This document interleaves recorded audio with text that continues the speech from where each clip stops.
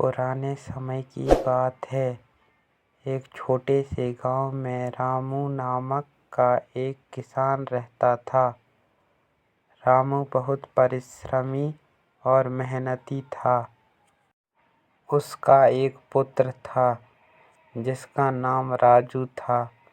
रामू ने अपनी खेती और मेहनत से अपने परिवार को खुशी रखा था। राजू अपने पिता के तरह मेहनत करने से कतराता था और आराम में जीवन बिताने की चाहत रखता था। एक दिन रामू ने महसूस किया कि वह बूढ़ा हो रहा है और अब खेती का सारा भार उठाने में सक्षम नहीं है। उसने राजू को खेतों की जिम्मेदारी सौंपने का निर्णय लिया। लेकिन राजू को खेती की कठिनाइयों का ज्ञान नहीं था और उसने खेती का काम करने से इनकार कर दिया। उसने कहा, पिताजी, मुझे यह कठिन काम नहीं करना है। यह मेरे बस की बात नहीं है। रामू ने सोचा कि उसे अपने बेटे को एक महत्वपूर्ण सीख देने की जरूरत है। उसने राजू को खेत में एक पुरानी गाड़ी के पास बुलाया और कहा, देखो बेटा, इस गाड़ी को चलाना आसान नहीं है। इसके पहिए पुराने हो गए हैं और यह चलने में कठिनाई पैदा करती है।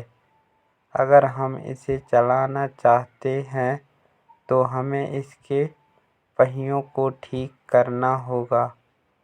रामू ने राजू से कहा, तुम इस गाड़ी के पहिए को बदल दो और फिर इसे चलाने की कोशिश करो।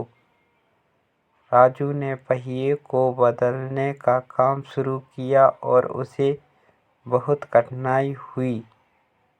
उसे पसीना आ गया, हाथों में छाले पड़ गए, लेकिन उसने हार नहीं मानी। आखिरकार उसने पहियों को ठीक कर लिया और गाड़ी को चलाने में सफल हुआ। रामू ने कहा,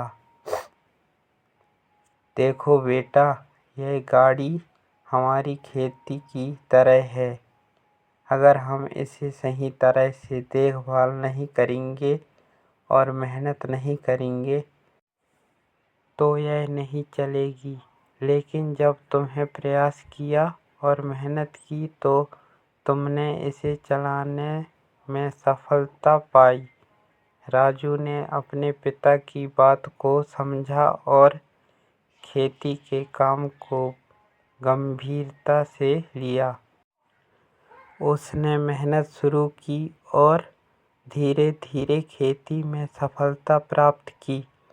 वह अपने पिता के नक्शे कदम पर चलने लगा और उसकी मेहनत ने उसके जीवन को बदल दिया। किसान और उसका पुत्र कहानी से नैतिक शिक्षा। मेहनत और परिश्रम के बिना जीवन में कोई भी लक्ष्य प्राप्त नहीं किया जा सकता।